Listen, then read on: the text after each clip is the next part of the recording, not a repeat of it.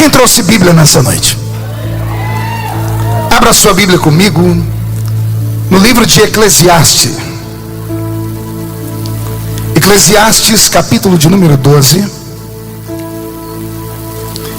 Vou pedir ao meu irmão sonoplasta, se puder dar só um pouquinho de agudo aqui para mim, eu agradeço. A minha voz não é bonita igual a do Fad, a minha voz é uma taquara rachada.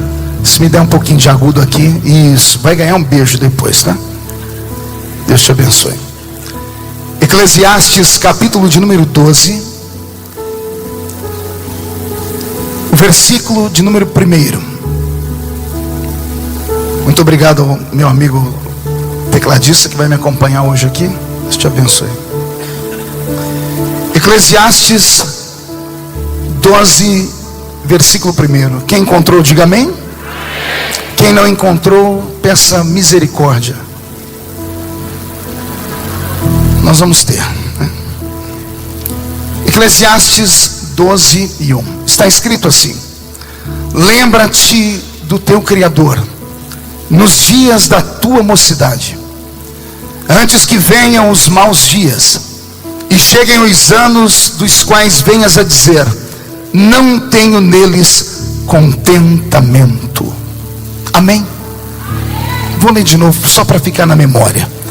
Lembra-te do teu Criador nos dias da tua juventude, antes que venham os maus dias e cheguem os anos dos quais venhas a dizer: não tenho neles contentamento. Feche a Bíblia, coloque no banco, na cadeira, pegue na mão da pessoa mais bonita do seu lado. Isso. Aperte a mão dele ou dela com carinho, até eles falarem aleluia. Pentecostal que não faz barulho está com defeito de fabricação, não? Vamos orar? Pai, nós te exaltamos, nós te glorificamos. Nós entendemos que dentro de alguns minutos esta linda igreja ficará pequena para o tamanho da glória que vai descer sobre nós. Os que vieram tristes não voltarão tristes para casa, Senhor. Hoje voltarão voando nas asas de um novo tempo. E antes que eu comece a ministrar a sua palavra, cerque esta igreja com a sua glória. E num raio de 5 quilômetros, onde houver um demônio alojado, eu dou a esses demônios segundos para sumirem daqui. Porque se não sumirem, serão queimados pelo poder da sua glória, que aqui será derramada. Rasgue o céu sobre esta igreja nesta noite. Manda anjos de fogo descerem aqui. Que estes anjos desçam trazendo brasas de fogo nas mãos. Comecem a esparramar estas brasas entre nós. E onde houver um crente cheio do Espírito Santo, Senhor, pega ele nesta noite e mostra o caminho da verdadeira e poderosa adoração. Fala conosco, fica conosco, em nome de Jesus. E toda a igreja diz: os que podem, tomem o seu assento aplaudindo a Jesus, porque Ele é bom.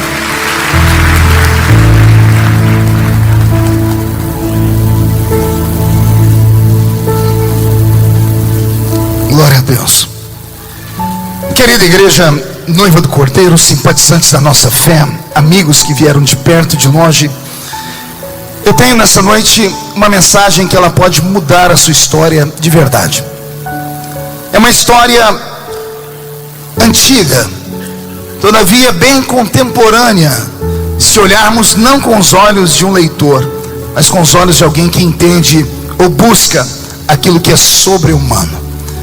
O texto que eu li, ele em algum tempo da minha vida foi o texto áureo da minha juventude.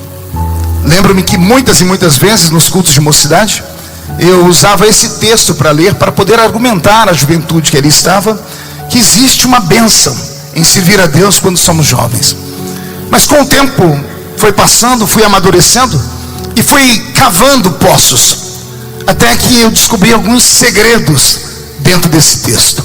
Mas antes de falar nesse texto, eu queria aqui, em rápidas palavras, fazer um resumo da vida do grande escritor desse texto. Quem tem na sua Bíblia o livro de Eclesiastes e leu comigo, viu que as palavras ali escritas são palavras de sabedoria. O homem que escreveu este livro foi ninguém menos do que Salomão, o filho do grande rei Davi. Salomão deixou para toda a humanidade 3 pérolas literárias. A sua Bíblia tem 3 livros escritos pelo sábio Salomão. O primeiro livro foi o livro de Cantares ou Cântares de Salomão. O segundo livro foi o livro de Provérbios. E o terceiro livro, o livro de Eclesiastes. Cada um desses livros, se lidos separadamente e depois agrupados, vai dar ao leitor comum o seguinte pensamento: são 3 escritores distintos. São 3 homens que nunca se viram e nunca se conheceram. Mas só depois de ler o subtítulo e vendo que o livro foi escrito pelo sábio Salomão, é que o estudante da Bíblia começa a se questionar: por que é que, embora tenha saído esses 3 livros da mesma mente, por que cada um é escrito de uma forma tão diferente? O homem que escreve o livro de Cantares não parece ser o mesmo homem que escreve o livro de Provérbios, e muito menos o homem que escreve o livro de Eclesiastes. E se você me perguntasse por quê, eu te diria assim: simples. Porque o homem que escreve o livro de Cantares, ele não parece um homem maduro, parece um adolescente desenfreado, um adolescente apaixonado, um adolescente que encontrou a sua cara metade e fará loucuras para conquistá-la, porque tem certeza que é com ela que ele quer dividir os seus dias e envelhecer ao lado dela. Quem lê o livro de Provérbios não vai encontrar o mesmo adolescente apaixonado, vai encontrar um homem de meia idade. E esse homem de meia idade está furioso, porque ele olha o mundo todo torto ao seu redor e começa a dar ensinamentos, começa a dar conselhos. E eu venho de uma época que dizem que se conselho fosse bom, ninguém dava, vendia. É isso que é o livro de Provérbios, uma série de conselhos. Mas quando você olha o livro de Eclesiastes, dá arrepio, porque o homem que escreve este livro não é um jovenzinho apaixonado, pelo menos não parece ser, e também não parece ser um homem maduro que está dando conselhos. É um homem desesperado, é um homem que olhou para frente do espelho e viu algo que não agradou. E é esse homem quem vai colocar agora toda a experiência da sua vida na última carta que ele escreve, e a mais poderosa de todos. Salomão, quando escreveu a sua primeira carta, ou o seu primeiro livro, o livro de Cantares, como eu disse, ele estava apaixonado. Quem conhece a história do reinado de Salomão deve se lembrar bem que Salomão é o filho que herda o trono de Davi, mas que pela lei não deveria ser. Pela lei deveria ser o primogênito de Davi. E Salomão é de longe o primogênito de Davi. Salomão é o segundo filho de Davi com aquela mulher com quem ele se adulterou. E quem se lembra da história lembra que o primeiro filho o próprio Deus tirou desse mundo. E aí quem conhece um pouco de Bíblia vai começar a se questionar: como pode uma fonte jorrar água doce e amarga ao mesmo tempo? Como pode o primeiro fruto nascer e Deus rejeitar, e o segundo nascer e Deus amar? São coisas que só a eternidade vai nos contar.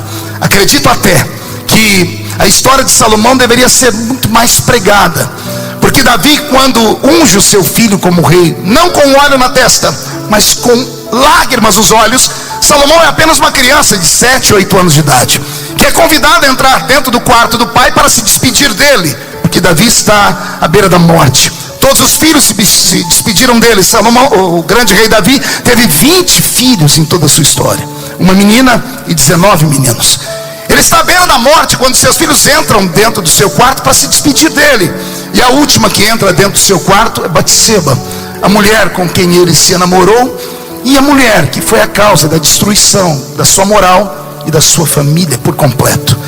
Foi por causa de um pecado, de uma desgraça acontecida na vida de Davi, que ele tem a morte moral de Tamar, a única filha mulher entre os 20 filhos, uma única menina, e ela morre moralmente para o pai porque ela é estuprada por um de seus irmãos. É Aminon quem a estupra, que morre pela mão de Absalão. É Absalão, o filho mais querido, que morre pela mão de Joabe. E Joabe, que mata Absalão, é o amigo depois de Jonatas, o mais íntimo de Davi. Então quem conhece a história sabe que o grande rei Davi está vivendo um momento difícil. Ele está depressivo, ele está à beira da morte, ele está tão sorumbático que todos os salmos que ele escreve após o pecado são salmos em depressão. Daí o Salmo 51, daí o Salmo 139 e outras coisas mais. Mas é esse grande rei Davi que, quando vê entrar dentro do seu quarto aquela por quem ele se namorou, e ao olhar para ela, uma tela de cinema se abre aos seus olhos e ele vê tudo que ele fez naquela família, da morte de Urias, da morte do bebê pelo qual ele orou 7 dias e jejuou, e Deus mesmo assim o levou, e ele vê agora um menino de 7, 8 anos. Ao olhar para aquelas duas figuras, o coração de Davi se fecha. Ele olha para dentro dele e reconhece o erro que ele cometeu. E em mente, em espírito, ele olha para o céu e diz: Deus, quando eu morrer, essa criança e a mãe vão pagar pelos meus crimes. Ninguém vai deixar essa criança viva. Todos os meus filhos sabem do meu adultério. Foi vergonha. Quando eu morrer, esta criança vai morrer e a mãe dele também. E eu estou cansado de ter nas minhas mãos o sangue dos inocentes. É aí que Davi usa a última bala, o último cartucho.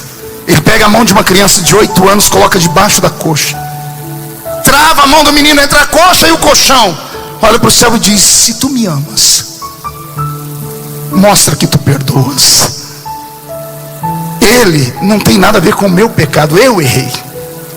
A mãe não tem nada a ver com o meu pecado, eu errei. Não deixe cair sobre ele. Se tu me amas, me deixa salvar a vida dessa criança. Só tem uma maneira que isso acontecer: eu transferir para ele a unção que é minha, a unção de rei.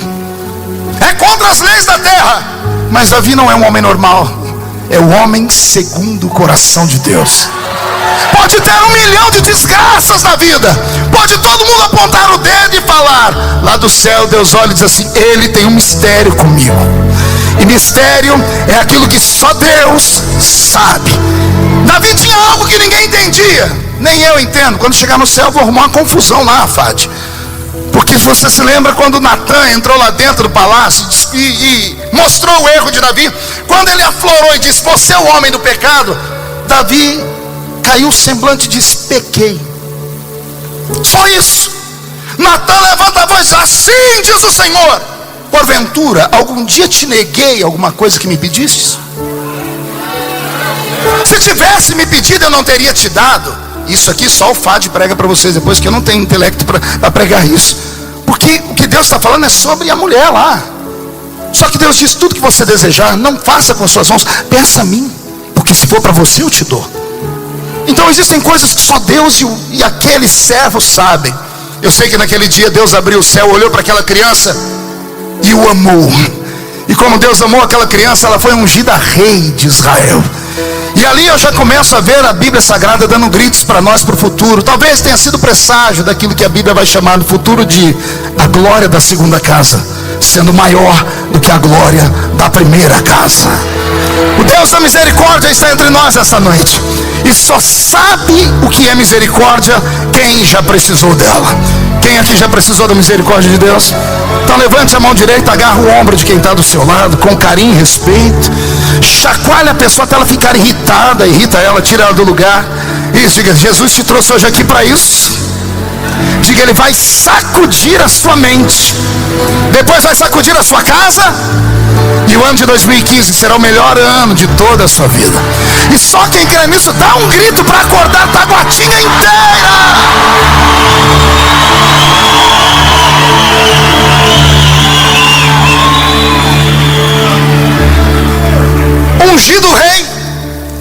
Ungido rei precocemente, entre 8 e 18, assume o trono, herda do pai e da mãe uma beleza única. Salomão devia ser um homem muito lindo, uma espécie assim, uma mistura de Marco Feliciano com Fá de Fará.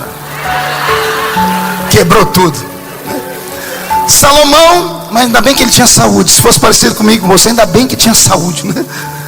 Pois bem, ele herda a beldade da beleza de sua mãe, que foi uma das mulheres mais lindas do mundo, e herda a beleza do pai, que era único em Israel também.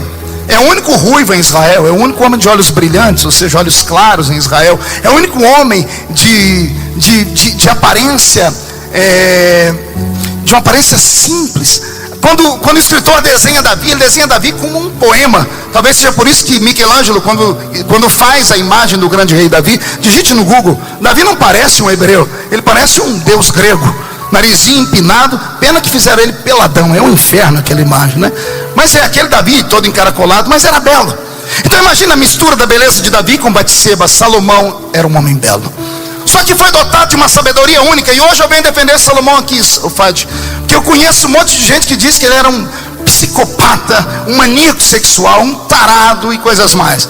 Também pudera, ele teve 700 mulheres e 300 concubinas. Me lembrei quando eu era jovenzinho na igreja, novo convertido. Quando eu li isso na Bíblia, eu me empolguei. Falei: estou feito. Cheguei no líder mostrando, falei, nossa, olha aqui, 700 mulheres, mais 300 concubinas, o crente pode ter isso? Ele disse, vá se lascar, rapaz. Ele falou para mim, quem está aí em cima de você? Não é um pomba gira, ele disse, é um pombal girando inteiro. Eu falei, não, mas está aqui, não, isso era em outro tempo. Então eu fui estudar a vida de Salomão, sabe o que eu descobri? Que as 700 mulheres que ele teve, não eram mulheres por quem ele se apaixonou, não eram amantes sexuais, eram ligações políticas. A sabedoria que Deus deu a ele, porque ele herdou um reino quebrado. Absalão havia dado um golpe de estado no pai, o reino estava quebrado. Ao assumir o trono de Israel, ele tem que compor de alguma forma para que Israel volte a ter riquezas. E então ele vê nas populações vizinhas a oportunidade de se casar com homens de pequenos povoados e trazer então a unidade. Da unidade, o dote, o ouro e coisas mais. Casando com 700 mulheres, trazendo ao redor daquela época todas as pequenas tribos ao seu redor, Salomão se torna a maior potência política do seu tempo. Por isso, não vou ouvir antes e nem vai haver depois, diz a Bíblia, um reino tão poderoso como o dele. Então ele não era um maníaco sexual. Esses 700 casamentos eram casamentos políticos. E as 300 concubinas? Exatamente, a fraqueza de não ter encontrado o amor verdadeiro. Por isso se curvava diante de outras mulheres. Mas um dia, não é que esse rei encontrou a cara metade dele. Só que a cara metade dele não era o que ele esperava, ou não era o que as pessoas esperavam. Quem já leu o livro de Cantares já se deliciou com as histórias, já se emocionou com as histórias. Quando ele vai falar para nós que aquela mulher por quem ele se apaixonou, ela é queimada do sol, a gente se empolga, pensa logo numa mulata. Mas se você pegar a Bíblia no original, não diz queimada do sol, a palavra é meilená. E meilená é negra como carvão. Ele se apaixonou por uma mulher linda, exótica, diferente. Não era só bela, ela era diferente. Se você ler o livro de Cantares, você vai desenhar ela. Ele desenha para nós ela por completo. Ele fala das curvas do corpo dela. Ele se apaixonou tanto por ela que esse livro não era para ser um livro, era para ser uma carta secreta. Era uma carta de amor. Mas era uma carta de amor que ele não podia nem mandar para ela, porque ele não tinha quem entregar a carta. Ele quebrou alguns paradoxos reais. Ele não podia se misturar com gente daquele lugar. Havia um problema, havia preconceito. Havia não apenas preconceito, haviam diferenças. Haviam coisas que, politicamente falando, não dariam certo.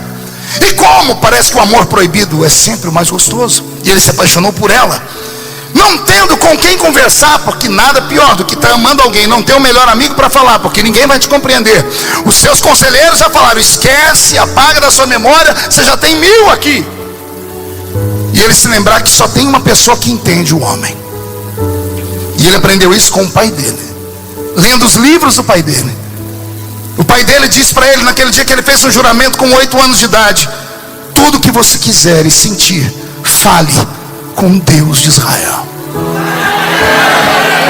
Ele leu uma história do pai dele. É melhor cair na mão de Deus do que cair na mão do homem, porque na mão de Deus há misericórdia. Quando ele se apaixonou por ela, ele mandou logo uma carta. E eu imagino ele sentado na escrivaninha real, caneta na mão, papel, pena, nanquim, e falando, Senhor, eu não tenho com quem conversar, então eu vou conversar com o Senhor. Essa carta é para ela, um dia ela vai ler, hoje eu não tenho como mandar para lá. E ele começa a falar da paixão dele. Gente, vocês sabiam que no concílio de Niceia, esse livro foi motivo de briga entre os pais da igreja antiga? Esse livro foi arrancado da Bíblia, o livro de Cantares. Chamaram ele de livro pornográfico. Isso, há centenas de anos atrás. Também quem já leu o livro sabe o porquê. Ele fala coisas no livro que, se você não ouvir com o ouvido do Espírito, você pira, né? Você fica maluco. É ele quem vai dizer assim, olha, eu sou apaixonado por você. Se você ler essa carta, o meu sonho, um dia, é tomar vinho na taça que é o seu umbigo, porque é a forma de uma taça. E já vi gente ficando vermelha. Eu não vou nem seguir falando o que ele fala, mas você vai desviar, vai fazer o sinal da cruz e ir embora. E aí você também vai perguntar, o que esse livro está fazendo na Bíblia então, pastor? Calma, já eu te explico. Ele se apaixonou por essa moça. E eu, lendo esse livro uma vez, eu me emocionei, porque quando eu cheguei no capítulo 6, eu peguei o homem mais sábio do mundo fazendo uma pergunta, e essa pergunta não teve resposta. A Bíblia diz, e a história diz, que pessoas saíam de longe para ir ver a sabedoria dele. Não havia nada que ele não conhecesse. A sabedoria dele não era da horizontal, era da vertical, sim ou não? Mas esse homem faz uma pergunta no capítulo 6 do livro de Cantares, que só um crente cheio do Espírito Santo pode responder.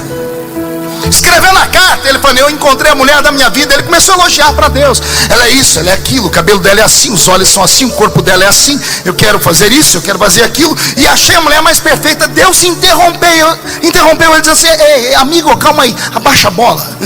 O que foi, Senhor? Quem é essa aí? Pô, essa é a minha, a sunamita, é a mulher da minha alma. Encontrei a minha cara metade. Não, ela é perfeita, ela é linda. O Senhor disse: acha que ela é bonita? Acho. O Senhor disse: deixa eu te mostrar uma mulher bonita. O Senhor também tem uma? Tem, só que a minha é perfeita. Então me mostre. Imagine um homem de milhares de anos atrás, que viveu num outro tempo. Diante dele aparecer uma tela como essa, porque é o que eu imagino que aconteceu. Só que era uma imagem tridimensional.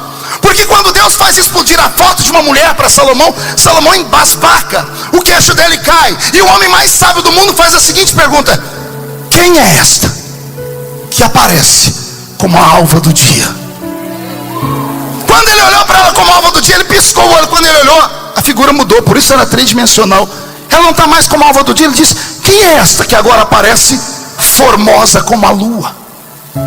Ele piscou o olho, olhou de novo e disse: e agora? Quem é essa que aparece brilhante como o sol?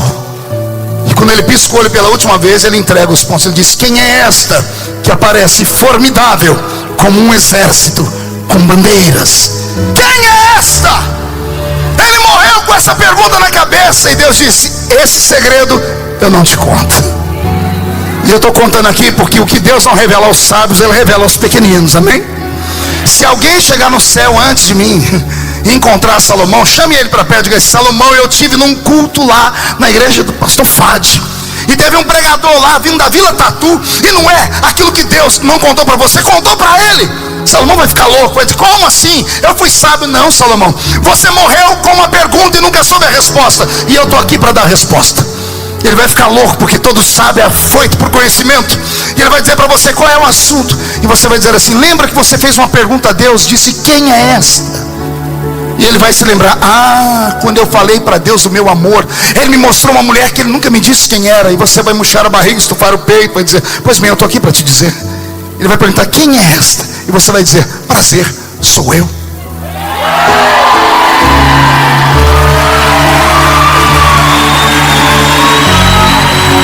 E ele vai falar: como assim? Aí você vai dizer: Salomão, Deus estava te mostrando a igreja que Ele estava preparando no futuro. Se a sunamita é bonita, a igreja é perfeita. Quem é esta que aparece como a alva do dia? Porque a alva do dia explode depois de uma noite escura. É a igreja que nasce no mundo depois de séculos de escravidão espiritual, trazendo para o mundo a esperança. Quem é essa que aparece como formosa como a lua? A lua, ela é brilhante, mas às vezes está um quarto minguante, um quarto crescente. Às vezes ela nem aparece, mas ela nunca arreda o pé de onde ela está. Assim é a igreja de Cristo. Em muitas eras ela sucumbiu, em outras ela apareceu, mas não tem força no inferno que acabe com ela. Jesus disse: esta é a minha igreja, e as portas do inferno não prevalecem contra ela. Quem é esta? Brilhante como o sol. Ela não é o sol, ela é brilhante como o sol. De onde vem a luz da terra, senão do reflexo do brilho do sol? Esta que brilha como o sol recebeu o brilho do sol da justiça. Quem é esta que aparece formidável como um exército? Diga comigo: um exército. De novo: um exército, com bandeiras, no plural. Bandeiras, quero ouvir: bandeiras. Diga: um exército com bandeiras. O texto parece que tem algo errado. Toda vez que um exército vai para a batalha, ele não leva 2, 3 bandeiras. Pode ser o Brasil todo na guerra, não leva do Distrito Federal a sua bandeira, do estado de São Paulo a dele, leva-se a bandeira do país. Mas Salomão vê um exército com bandeiras no plural. E aí só quem entende de guerra, toda vez que um exército vai para a peleja, ele vai com a bandeira dele. O outro exército que vem contra ele vem com uma bandeira também. O exército vitorioso traz a bandeira dele de volta e a bandeira do inimigo derrotada. Era a maneira de Deus dizer: a minha igreja jamais será derrotada, ela é vitoriosa por natureza. Só quem pertence a essa igreja dá mais um grito de glória.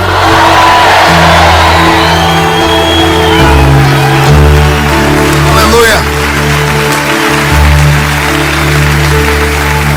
Isso está no capítulo 6, versículo 10, tá? Do livro de Cantares. Você pode ler depois em casa. Por causa de Salomão também eu tive um grave problema na minha vida, Fábio. E eu vou contar aqui hoje porque a pessoa envolvida na parte está presente. Me lembro quando eu era jovenzinho também, vendo que eu não podia ter 700 mulheres, eu tinha que escolher uma.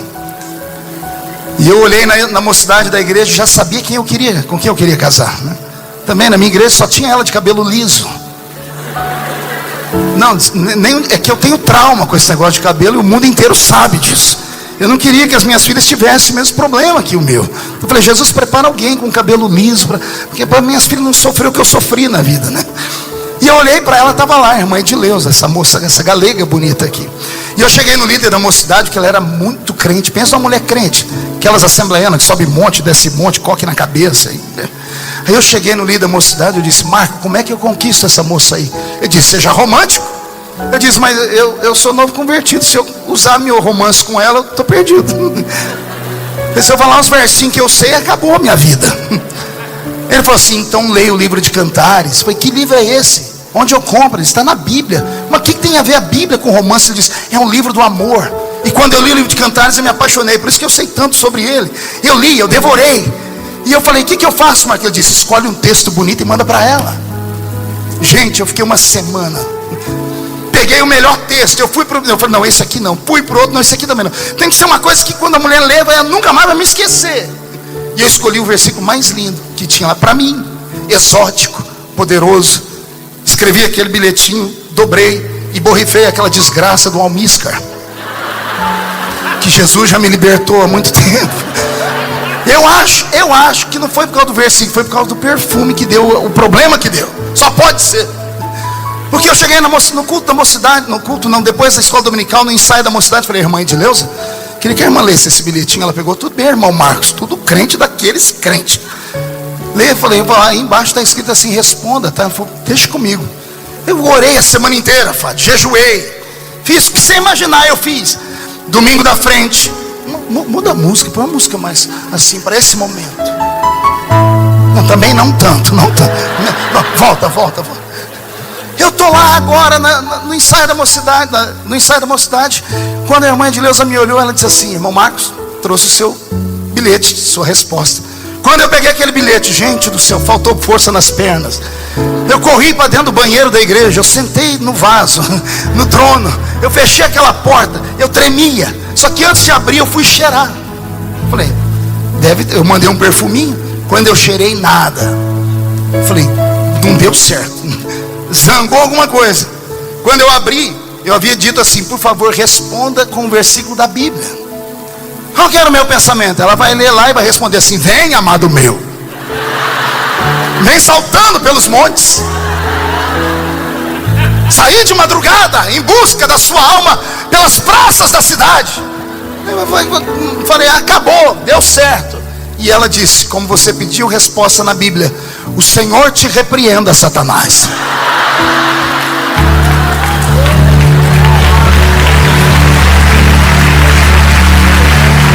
Se aplaude porque não foi você, Bocó. Não foi você. Até hoje, eu já tentei falar com ela umas 2 vezes sobre esse assunto. Acabou eu dormindo no sofá. Ela não aceita discutir. Essas pessoas não entendem romance. A pessoa tem que ser mais sensível, amor. Eu escrevi para você assim, ó: querida Edileuza, tu és mais bela que as éguas de Faraó.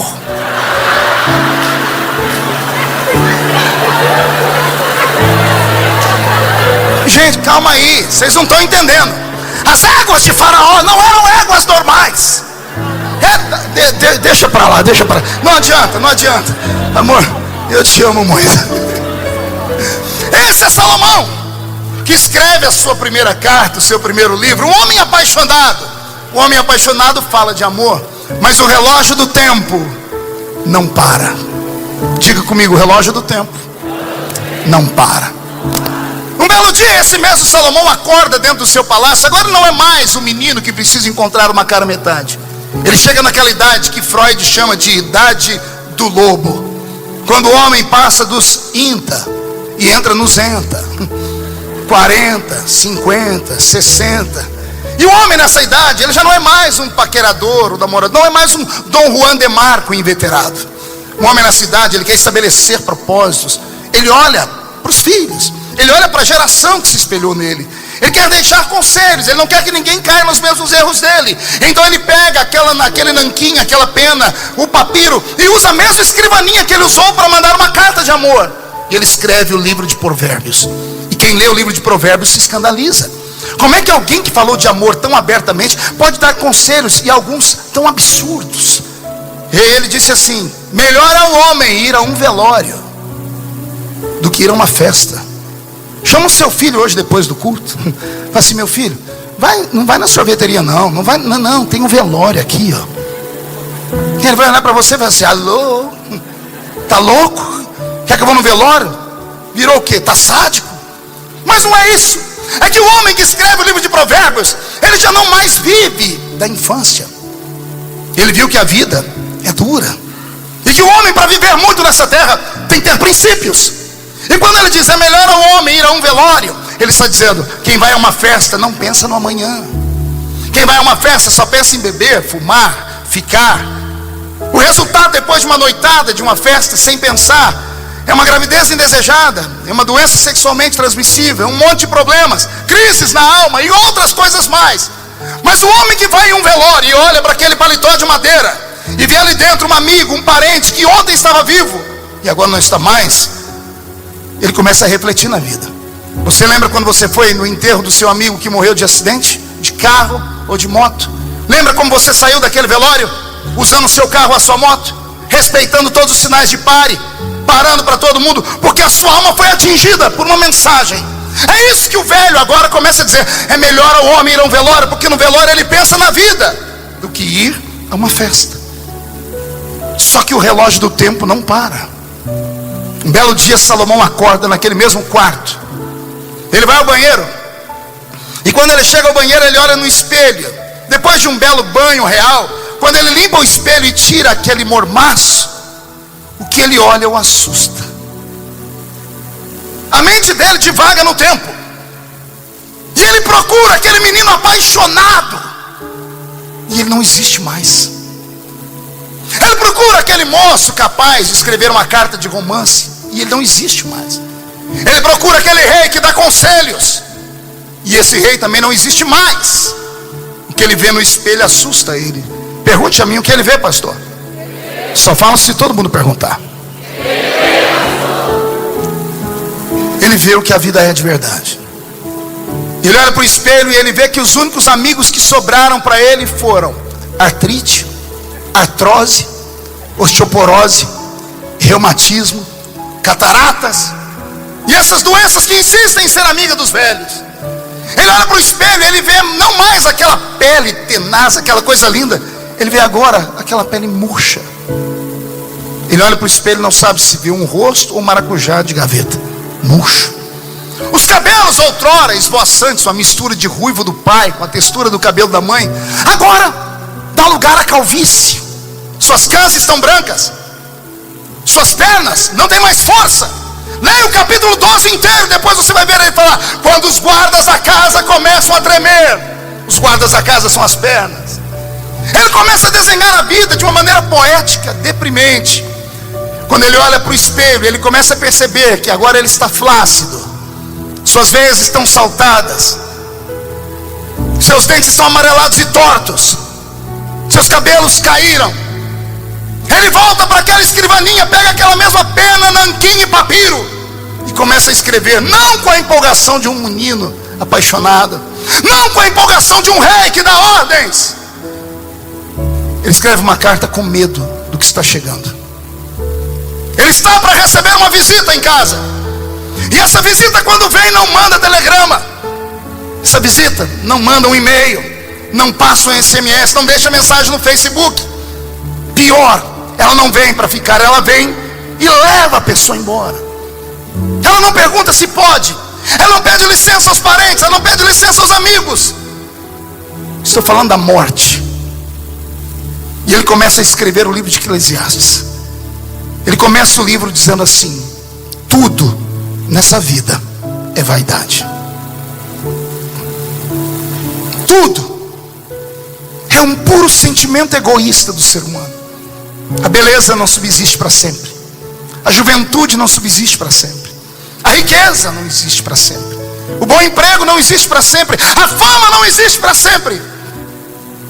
Sabendo disso, ele continua escrevendo. Quando ele vai escrever o capítulo 3, me dá um nó na garganta. Ele começa a dizer assim: eu descobri nessa vida que nada é eterno a não ser o meu espírito. Ele diz: há um tempo para tudo nessa terra. Há um tempo de plantar, mas há um tempo de colher o que se plantou. Há um tempo de correr, mas chegará um dia que as suas pernas não vão correr mais. Ele começa a dar uma sequência de palavras que machucam, e ele termina dizendo assim: há um tempo de nascer, mas há um tempo de morrer. Acelerando o passo, ele escreve o último capítulo. E no último capítulo ele escreve com lágrimas nos olhos. E ele diz: a você que está lendo ou ouvindo, lembra-te do teu Criador nos dias da tua juventude. Lembra-te do teu Criador nos dias da tua mocidade. A palavra mocidade, a juventude aqui não é traduzida apenas por faixa etária. Ela fala de uma época de glória, de uma época de saúde, de uma época de bênção, de bonança, de prosperidade.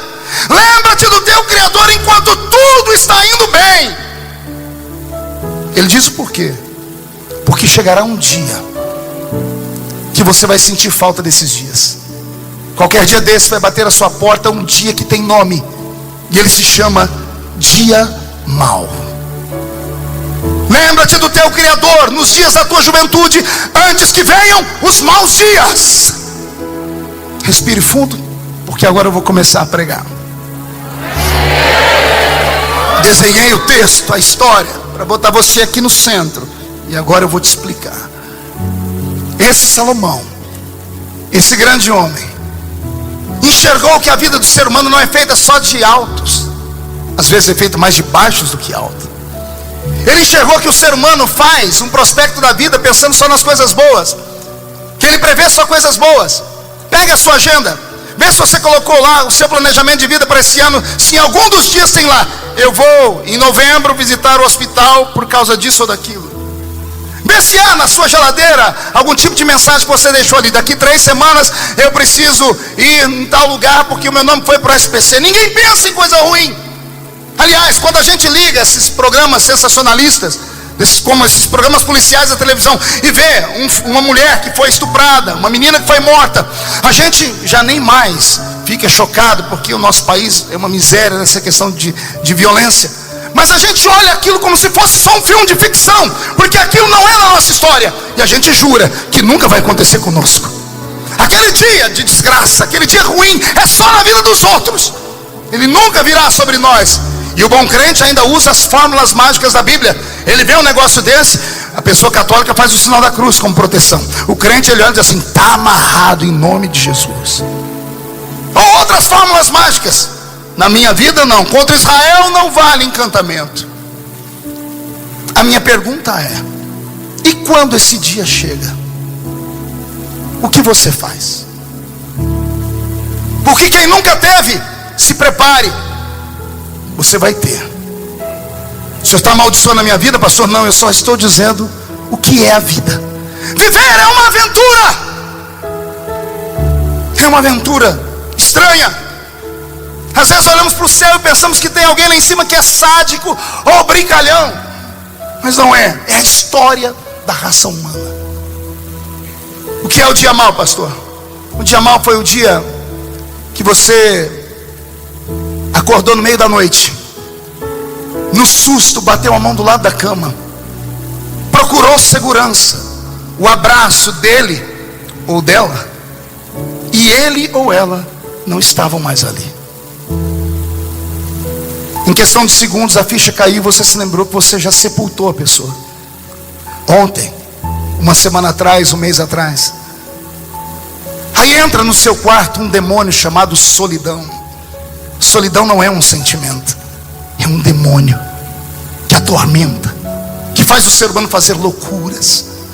Ao sentir a presença dele, você correu para o guarda-roupa, abriu o guarda-roupa para pegar um cobertor. O cheiro da pessoa ainda estava lá, atormentou a sua mente. Se é crente, ainda tem onde se segurar. Dobra o joelho e diz: Deus me ajuda. E se não é crente? E se a sua espiritualidade está lá embaixo? Aí você recebe a visita de espíritos malignos que dizem: se mata também, Deus não existe, pula da ponte, bebe isso, faz aquilo, e a sua história de vida começa a definhar. Esse é o dia mau, é o dia que a nossa vida perde uma peça do quebra-cabeça. O que fazer quando ele chega? O dia mau foi o dia que a senhora acordou de manhã, tomou um belo banho, na frente do espelho se lembrou da propaganda da televisão: toque o seu seio, é a melhor prevenção que tem contra o câncer. E de repente a senhora encontrou um nódulo e se assustou. Não procurou um médico, procurou as irmãs de oração na igreja, ligou para os amigos, fizeram uma campanha de oração. Na semana seguinte o nódulo estava lá ainda. Você subiu um monte, desceu um monte, e o nódulo permaneceu lá. Vencido, foi ao médico. O médico pediu uma biópsia, marcou o dia de entregar o exame. Até o dia do resultado você creu, chorou, fez campanha, fez voto, fez sacrifício. Até o dia que você foi consultar o médico de novo. E ao chegar diante do médico, amigo da família, ele sem graça, sorriso amarelo no rosto, ao invés de dar o resultado, começou a dizer: você conhece fulano de tal? Passou por algo semelhante. Tem um tratamento que existe, não sei aonde do mundo. E enquanto o médico está tentando ajudar, o seu mundo acabou. Porque você entendeu o que ele quis dizer. Que você é uma dessas pessoas especiais que nascem nesse mundo para ter uma doença que não tem cura. Ele deu um monte de sinais. Ele falou sobre o hospital do câncer de Barretos. Ele falou sobre o último tratamento que há no hospital de Harvard, nos Estados Unidos da América. Mas o seu mundo desabou. Você saiu dali com aquele resultado na mão, pronto para começar uma químio, pronto para começar uma rádio. Ao passar pela rua, indo para casa, aquele dia você não percebeu o calor do sol. Passou perto do restaurante, a comida não tinha cheiro. Nada mais te atraiu. Nem a pessoa bonita, nem o latido do seu cachorrinho fez efeito. Você entrou em casa, não olhou para o filho, não olhou para o marido, não olhou para a esposa, correu para dentro do banheiro, ou correu para dentro do quarto, dobrou o joelho e fez uma pergunta a Deus: por quê? Por que eu? E você começa a fazer uma lista: Deus, eu estou na igreja, eu jejuo, eu canto, eu oro, eu me abstive disso, daquilo. Por que eu? E lá do céu, ao invés de Deus vir e mandar Miguel ou Gabriel com Alice explicando, Deus faz um silêncio. E eu não sei o que dói mais: se o puxão da orelha dele, ou se quando a gente grita e ele não fala nada. Esse é o dia mau. O dia mau é o dia que o senhor saiu do trabalho, ao invés de ir para casa feliz, porque a casa está financiada, o carro está financiado, o filho está na escola, você volta para casa com uma carta de demissão. Não tem coragem de contar para a esposa, para o filho, não sabe o que vai fazer da vida. Na minha cidade, dia desses, um grande amigo meu deixou uma carta no Facebook e deu um tiro no ouvido.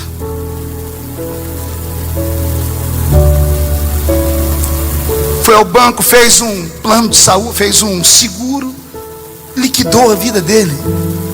Desespero. Pode ser uma pessoa rica, importante, linda, pode ser. O grande Robin Williams, um dos maiores atores de Hollywood. Assista Patch Adams, você vai ver o que é vida, história de vida. O grande Robin Williams, rico, famoso, cheio de dinheiro, belo, amado, querido. Um belo dia põe um ponto final na vida dele. Por quê? A Aí todo mundo começa a dizer: por quê? O que será? Chegou na vida dele esse dia maldito. É um dia que a gente não espera. É um dia que quando chega nos tira a força. E qual a diferença, pastor, na vida? A diferença na vida não é em passar o dia mal, é em como passar o dia mal. Você tem a opção de passar sozinho e dar um tiro no ouvido, amigo. Você tem a opção que esses malucos aqui têm: acreditar que mesmo Deus estando em silêncio, Ele nunca fecha os olhos. Ele fecha os lábios, mas Deus nunca fecha os ouvidos. É acreditar que na sua vida tudo que acontece, ou acontece porque Deus mandou, ou acontece porque Deus permitiu. Na vida do crente, nada acontece por acaso. Deus está no controle da sua história. E se você acredita nisso, mesmo não sentindo nada, só para deixar o diabo furioso, dá um grito para deixar a força das trevas apavorada.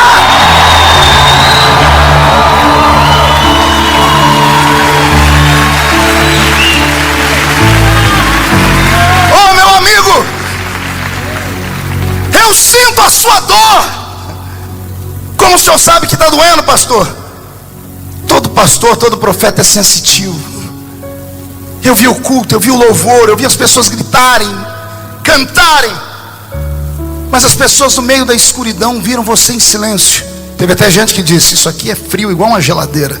Tinha que congregar lá no Polo Norte, não aqui. Mas ninguém sabe por que você está em silêncio. Dá glória a Deus quando o filho tem saúde. Dá glória a Deus quando você está empregado. Adorar a Deus quando as coisas estão dando certo é muito fácil. Dá glória a Deus quando o mundo desabou na sua cabeça, quando o chão foi roubado dos seus pés. Dá glória a Deus agora que você parece que não tem mais segurança. Aí não é para qualquer um. Pegar na alça de 10 caixões de filhos, marchar para o cemitério, e as pessoas perguntarem: e aí, Jó? E você levantar a cabeça, voz embargada, olhar para o céu e dizer: Deus deu, Deus tirou. Dizer que bendito é o nome do Senhor não é para qualquer um. Jesus me trouxe hoje aqui por causa de você, porque Ele assiste o seu sofrimento. Não há uma explicação racional para o sofrimento da raça humana, e nem uma resposta para a pergunta: por que sofre o justo? A diferença entre o que sofre com Deus e o que não sofre com Deus está aqui. Aquele que crê em Deus, ele sabe que tudo está no controle. Quem não tem Deus entra no quarto e dá um tiro no ouvido. Quem tem Deus vai para casa, agarra um caquinho de telha, risca sua ferida, olha para o céu chorando. Não tem ninguém mais ouvindo, porque a plateia foi embora. Ninguém mais quer ficar perto de um leproso fedido. Quando tinha riqueza, todo mundo queria. Quando era o melhor do Oriente, todo mundo queria. Agora que você não tem mais nada, ninguém vai te ouvir. Mas não são eles que têm que te ouvir. Mas se você tiver coragem, no meio das cinzas, grita: eu sei que o meu Redentor vive. Eu sei que o meu Redentor vive, e em breve se levantará para me socorrer. O Senhor me trouxe hoje aqui para te dizer que, por pior que seja esta dor, ela vai passar. Não, eu vou dizer na autoridade do Espírito: por pior que seja este momento, não faça besteira, vai passar. E quem viver verá, para ver você ficar de pé de novo e dizer: a glória da segunda casa foi maior do que a glória da primeira de verdade. E se tem alguém que crê nisso, não dá um grito, não, dá um berro de glória a Deus nesse lugar.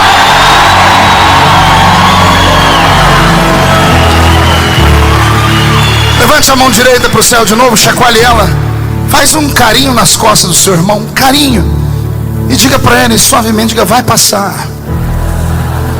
Ei, não há dor que dure para sempre, assim como não há mal que nunca acabe. O mal, o prazer e a dor são efêmeros e passageiros. O que você está passando agora não é necessariamente o seu destino final. Você está, mas você não é. Você está no vale, mas você não é morador do vale. Você está no meio do vento, mas você não vai permanecer no vento. Você está caído, mas você não permanecerá caído. Você é maior do que isso. Você é imagem e semelhança daquele que fez o universo. E por isso, agarre o diabo pelo chifre nessa noite. Esfregue o focinho dele no chão. Chuta a cara dele para o limbo do inferno. Porque quem viver verá como 2015 vai se transformar no melhor ano de toda a sua história. Você crê nisso? Então dá mais um grito, só mais um grito, por favor.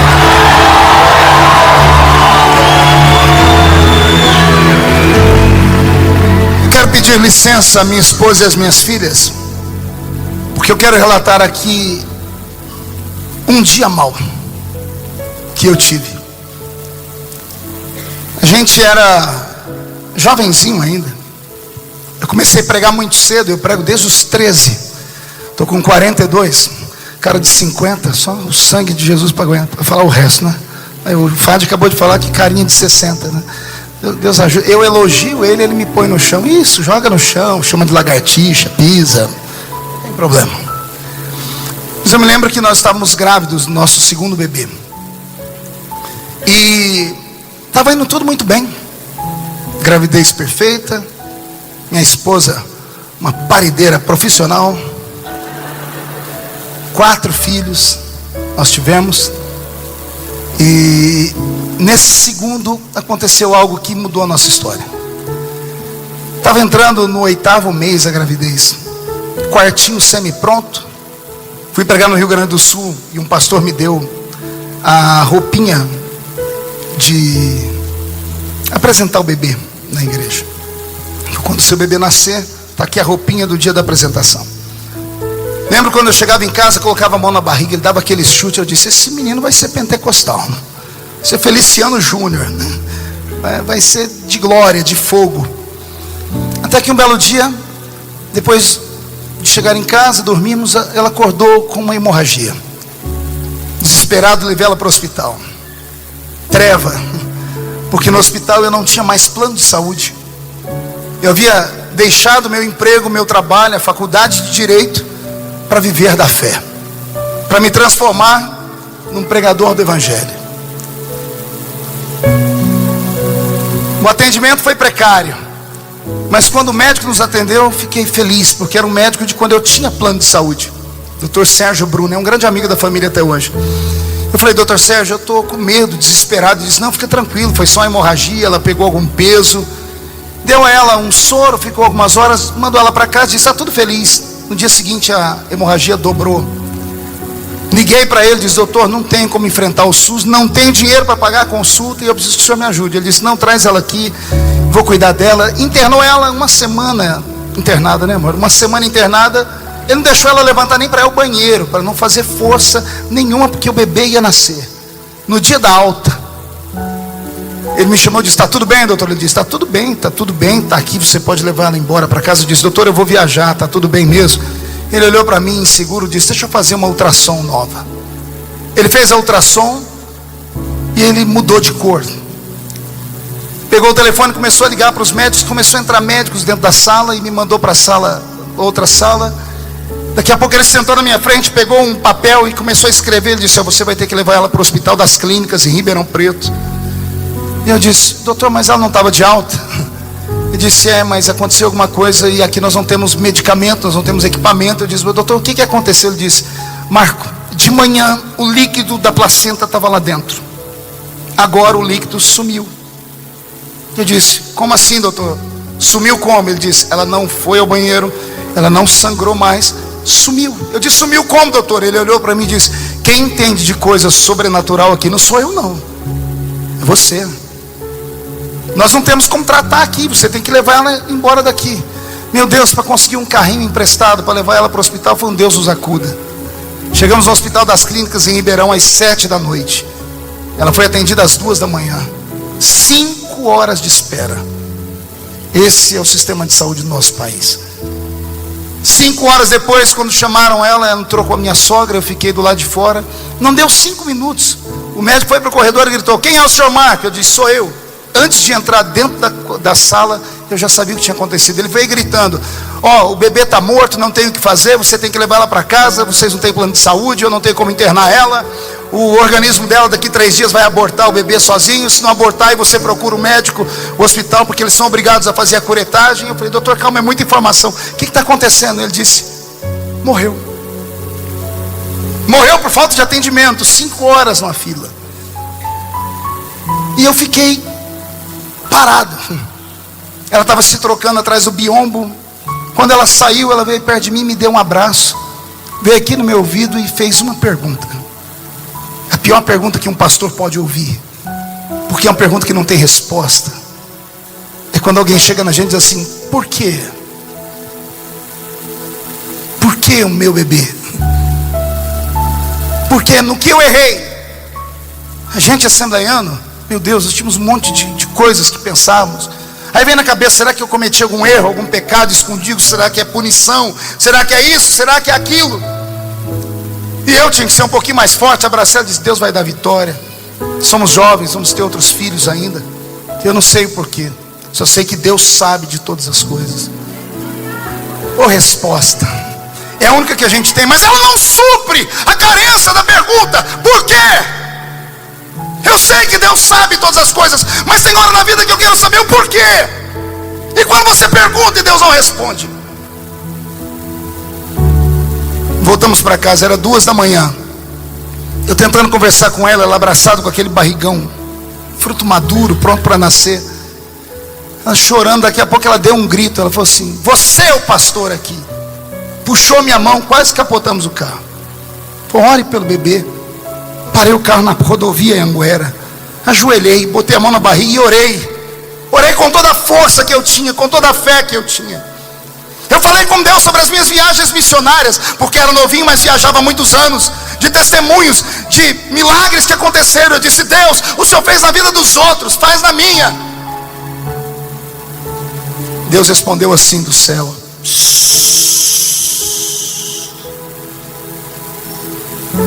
ela dormiu aquela noite sedada, abraçada com a barriga, e eu não dormi. Eu peguei 2 travesseiros, fui num quartinho que eu tinha, uma espécie de escritório. Tinha lá 16 Bíblias que eu tinha lido todas elas, de capa a capa. Meus diplomas, meu curso de teologia, tudo ali. Não prestou para nada naquele dia. Eu botei uma cadeira, um travesseiro, a cabeça em cima do travesseiro e o outro travesseiro em cima da cabeça. E gritei a noite inteira. Eu disse, Deus, fala comigo. E Deus não falou. Eu disse, Deus, senta aqui do meu lado. E Deus não sentou. Deus não veio, Fade, mas o diabo veio. O diabo sentou do meu lado, veio no meu ouvido e disse, vai viver da fé? Vai viver vendendo mensagem? Vai ser pregador? Se você tivesse concluído a sua faculdade de Direito, pela eloquência que tem, seria um grande jurista. Se você não tivesse pedido as contas do seu trabalho para viver dessa tal de fé, daqui a 1 ano você teria um filho, porque o seu filho está assim, porque você não tinha plano de saúde, e você perdeu o plano de saúde por causa do reino. Eu enlouqueci. Eu levantei, chorava, falei, Deus, fala comigo. O que eu vou contar agora, eu espero que não escandalize ninguém. Eu olhei para aquelas Bíblias, aqueles livros, falei, Deus, tem que ter uma resposta que me mostre alguma coisa. Comecei a folhear os livros, as Bíblias. Daqui a pouco caiu um livreto desse tamanho, capa toda amarelada. Quando eu abri, eu falei, o senhor está de brincadeira comigo. Era da época que eu fui coroinha na igreja católica. Um livro de orações. Na página que eu abri tinha um homem calvo, com auréola em forma de cabelo, uma roupa marrom, uma corda amarrada na cintura, agachado em cima do lado de uma pedra, uma árvore e um passarinho no chão. E em cima, oração de São Francisco de Assis. E naquele dia, essa oração tirou a minha alma do inferno. Francisco de Assis orou assim: Deus, me ajuda a suportar aquilo que eu não consigo entender. Deus, me ajuda a aguentar esse fardo que eu estou carregando. Me ajuda a conviver com a dor. Deus não falou nada, mas me ajudou.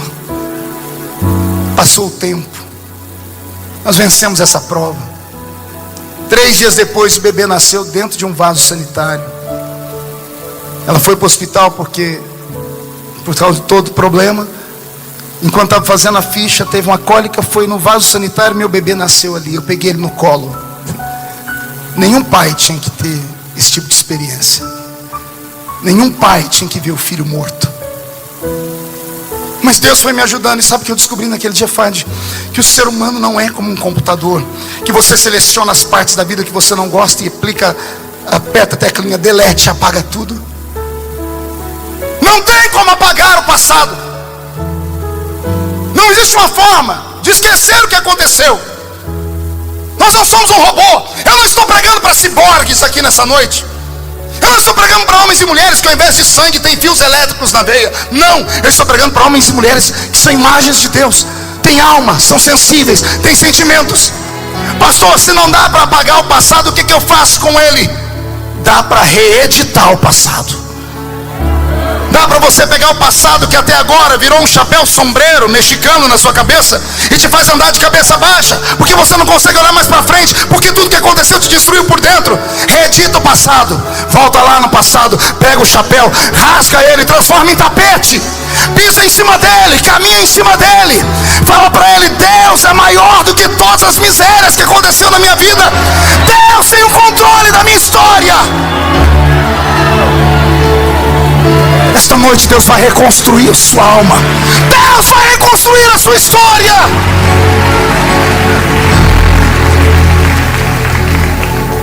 Esse é o dia mau. E é o dia que a gente enterra o pai. É o dia que a gente enterra a mãe. É o dia que a gente enterra um filho. É o dia que a gente enterra os sonhos. É o dia que a gente perde a estrutura. É o dia que a gente quer fazer uma loucura. E quantos nessa noite iam fazer uma loucura, mas o Espírito Santo te agarrou. Ele botou um anzol no seu queixo e te trouxe para cá. E você entrou por aquela porta dizendo: fala comigo hoje. E Deus disse: vou quebrar o silêncio. E é Ele que está falando com você, não sou eu. É Ele que está te dizendo assim: eu vejo o que você não vê. Eu enxergo além de um palmo à frente do nariz. Eu enxergo o futuro. E se eu tirei alguma coisa da sua vida agora, é porque amanhã isso não ia ser bom para você. Se eu fiz alguma coisa agora, é porque o amanhã eu enxerguei. Eu não estou pregando aqui para homens e mulheres que vieram aqui porque não tinha um lugar melhor para ir, não. Eu estou aqui falando para homens e mulheres que temem a Deus. E se você teme a Deus de verdade, absorve o que eu estou dizendo. O Senhor te trouxe aqui para você se lembrar dEle, porque é Ele quem vai te ajudar. É Ele quem vai passar esse vale com você. Eu li a Bíblia mais de 30 vezes de capa a capa. Eu queria ter encontrado aqui um versículo: o crente não vai passar pelo vale da sombra e da morte. Mas não tem. Tem um outro: se passares pelo vale, eu passo contigo lá. Eu queria ter encontrado aqui na Bíblia um versículo assim: o crente não vai passar pelo vale da sombra e da morte, e nem pelo caminho do fogo. Eu queria que Deus me livrasse do fogo. Mas a promessa bíblica não é essa. A promessa bíblica é: se passares pelo fogo, a chama não arde em ti. Deus não está dizendo que você não vai passar. Ele está dizendo assim: o milagre não é apagar o fogo.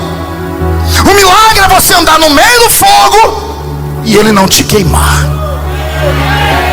O Senhor te livra do poder de destruição do fogo, mas Ele não te livra do medo, da ansiedade e do desespero do fogo. Passamos o vale.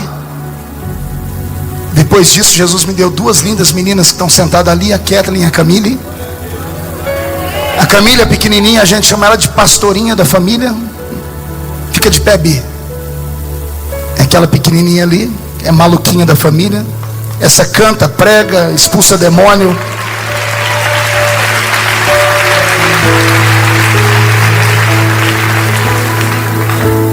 E eu acredito que o ministério que Jesus me deu vai continuar com ela. Por quê? Porque Deus não deixa os nossos sonhos caírem. Por isso que nós temos que lembrar de Deus no dia da nossa juventude. Nesse domingo, ao sair daqui, não sai para qualquer lugar. Viva esse dia intensamente com a família. Reúna a sua casa. Aproveite esses bons momentos. Agradeça a Deus por tudo. Vai plantando, vai guardando, porque quando os dias maus chegarem, não vão te pegar de surpresa. Você vai saber que Ele vai vir e você vai atravessar Ele de cabeça erguida e vai vencer Ele do outro lado. Amém? Para encerrar, isso é tudo combinado, eu sei. Então, eu cresci numa vila muito pobre e tinha um amigo muito querido, chamava Enoque. O Enoque era um dos 14 filhos da irmã Sebastião com o irmão Júlio Januário. O irmão Júlio Januário fundou a Assembleia de Deus, que é a igreja que eu nasci na minha cidade. Passado o tempo, ele se desviou, apostatou da fé, ao ponto da gente passar perto da casa dele para ir para a igreja. Ele está lá sem camisa, bebendo cachaça e jogando baralho. A gente falava de Deus com ele e dizia: Deus, esquece isso. A irmã Sebastiana, por outro lado, permaneceu firme, cuidou dos filhos enquanto deu. O exemplo do pai tirou quase todos os filhos da igreja. Sobrou o Enoque. E eu assisti a irmã Sebastiana adoecer, Fade, com um câncer. Mas não era um câncer normal. Era um desses que dá em 1 milhão de pessoas. Eu vi aquela mulher definhar. Pior, nós íamos visitar ela na casa dela, e quem cuidava dela? As amantes do irmão Júlio. Tem alguma coisa mais indigna para uma mulher do que ser cuidada pela amante do marido? Ela nunca abriu a boca para reclamar de nada. A última vez que eu a vi viva, a irmã Sebastiana estava no hospital, pesando menos de 30 quilos, tomando soro pelo dedo do pé. Não tinha mais veias no corpo para colocarem soro nela. E o irmão Júlio, forte, igual um touro, sem doença, sem nada, bebendo, fumando, adulterando. Minha irmã que permaneceu firme na igreja, com câncer maldito. Cheguei no quarto para visitá-la no domingo à tarde, a última vez que eu a vi viva. Quando o Enoque olhou para ela, ele virou e saiu chorando, o filho dela. Eu permaneci, a enfermeira disse: não fale nada, porque ela só não sente dor quando está dormindo. Eu estendi a mão por cima dela e fiz uma oração em silêncio. Quando eu fechei os olhos e comecei a orar, eu ouvi uma vozinha bem fraquinha dizendo: Marquinho. Quando eu abri o olho, era a irmã Sebastiana. Eu pedi perdão a ela, disse: eu não queria te acordar, me perdoa. Ela disse: não, está tudo bem. Eu fui visitá-la e ela começou a perguntar para mim: cadê o Enoque? Eu disse: está ali fora. Ela disse: cuida dele, que ele vai ser um pastor. Deus falou comigo que meu filho vai ser um pastor. Hoje ele é um pastor batista. E eu falei: irmã Sebastiana, não fala, porque tudo que ela falava entre uma palavra e outra, ela gemia, sentia dor demais. Ela disse: você fica firme, porque Deus tem um plano grande na sua vida. Eu disse: irmã Sebastiana, calma. E eu falei: irmã Sebastiana, eu vi aquela agonia. Eu disse assim: irmã Sebastiana, grita, porque o grito é uma interrupção que o cérebro manda para a parte que está doendo. Toda pessoa que grita, por um momento, ela interrompe a dor. É a pessoa que está com sangue, a adrenalina sobre o corpo. É a pessoa que toma um tiro e não percebeu, só quando para. Então o grito ajuda. Eu estava estudando sobre isso naquela época. Eu disse: irmã Sebastiana, grita, solta a voz, grita. Ela disse assim: eu não posso. Eu disse: por que não? Ela disse: abaixa aqui. Coloquei meu ouvido na boca dela. Ela disse: está vendo a mulher aqui do lado? Tinha uma cama do lado. Ela falou para mim que o meu Deus me abandonou, que o meu Deus não existe, porque o meu marido, que já foi crente, fez isso, isso e aquilo. Ela disse: eu vou estar aqui para ver o dia que a senhora em gritos vai sair desse mundo, gritando porque Deus te abandonou. E ela deu um sorrisinho assim, bem amarelinho, disse assim: se eu gritar, eu vou envergonhar Jesus? Ela disse: eu não envergonho Jesus. Eu não aguentei. Desculpa, estou emocionado. Saí dali e chorei muito. Ela morreu no dia seguinte. Enterro da irmã Sebastiana. 20 mulheres do círculo de oração. O caixão mais inferior que havia na funerária. Tudo muito pobre. Lá dentro do cemitério São João, quando a urna desceu, 14 filhos do lado, 12 aos gritos, porque não tinha esperança de ver a mãe mais fora da igreja, e os outros dois firmes, porque tinham ficado firmes com Jesus. Ciclo de oração, cantou um hino de despedida. Terminou de cantar, fui subindo a rua do cemitério para ir embora, do lado do Enoque. Um homem encostado no muro, coveiro, me chamou e disse: ô menino, vem cá. O Enoque subiu e disse: o que foi, senhor? Quem que morreu aí? Eu disse: é a dona Sebastiana Januário. Ele disse: essa mulher ela tinha filhos na aeronáutica, na marinha, no exército. Eu falei: não, por quê? Ele disse: não, então deixa, eu estou maluco. Eu disse: não, me conte por quê. Eu falei: não, fala, moço. Quando vocês desceram para levar o caixão dela, eu estava aqui abrindo uma cova. Eu escutei a terra tremer. Quando eu olhei, um monte de homem vestindo farda branca.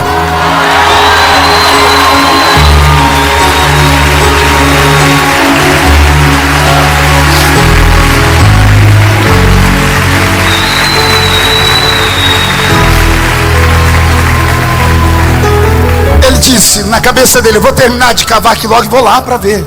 Ele disse: daqui a pouco ele, terminando de cavar, escutou um lindo coral cantar. Quando ele levantou a cabeça, estavam as mulheres e esses soldados do lado de fora cantando, uma espada erguida para o céu. Ele falou que ele terminou tudo aquilo. Quando ele levantou a cabeça e olhou, os soldados tinham sumido. Ele falou: eu estou ficando louco, né? Eu comecei a chorar. Eu disse: não está não. Eu disse: essa é a diferença entre o que serve a Deus e o que não serve. A riqueza e a esperança do crente não está nesta terra. O homem que espera em Cristo só nesta vida é o mais miserável de todos os homens. Fique de pé, por gentileza.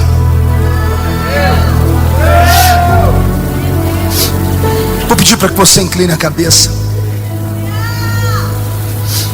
Você conhece aquela música do Anderson? Raridade.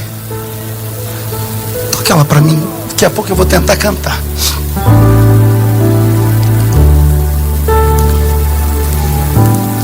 Aqui nesse lugar, nessa noite, tem 3 grupos de pessoas que não podem sair daqui do jeito que entraram. O primeiro grupo de pessoas são homens e mulheres que já frequentaram a casa de Deus, já cantaram, já pregaram, já fizeram e aconteceram, mas no meio do caminho sofreram um acidente, uma tragédia, foram expulsos da igreja, excluídos, foram magoados, deixaram de crer, de acreditar. Há muito tempo você não ia à igreja. Você até de noite, quando passa perto da velha igrejinha, sente saudade, sente vontade, mas o trauma, a mágoa é grande demais. Hoje alguém insistiu demais com você para vir, a propaganda, eu não sei o que foi. Eu sei que você saiu de casa e veio. Você chegou aqui e disse: Deus, fala comigo. E Jesus falou com você a mensagem inteira. Ele me disse que o que tem para fazer na sua vida ninguém pode tomar.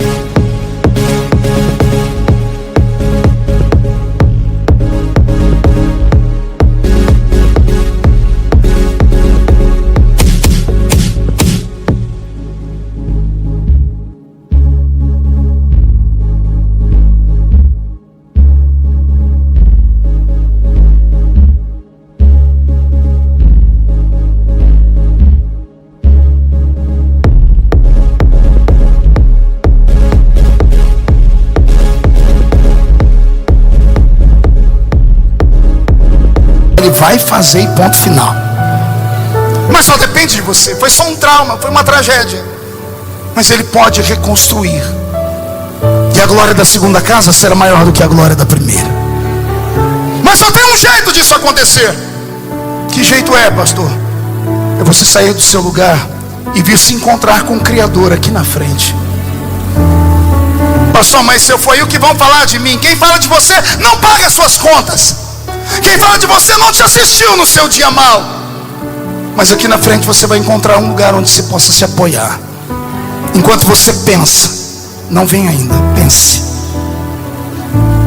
O segundo grupo são de homens e mulheres que estão na igreja, mas pararam de tomar a ceia tem meses, anos. Outra tragédia aconteceu. Você já não confia em mais ninguém. Você mesmo disse: eu me disciplino e ponto final. Mas não é bem assim que acontece. Para isso Deus levantou o sacerdote. Para isso existe a oração de concordância da igreja. Só há uma maneira da sua alma ter paz, porque você pensou em meses e já faz anos que não toma ceia. E a Bíblia diz que quem não participa do corpo e do sangue não tem vida. Se você crê que eu sou um sacerdote da linhagem de Pedro, eu posso ligar de novo aquilo que está desligado. E eu não quero nem saber o que foi, porque eu sou tão pecador quanto você.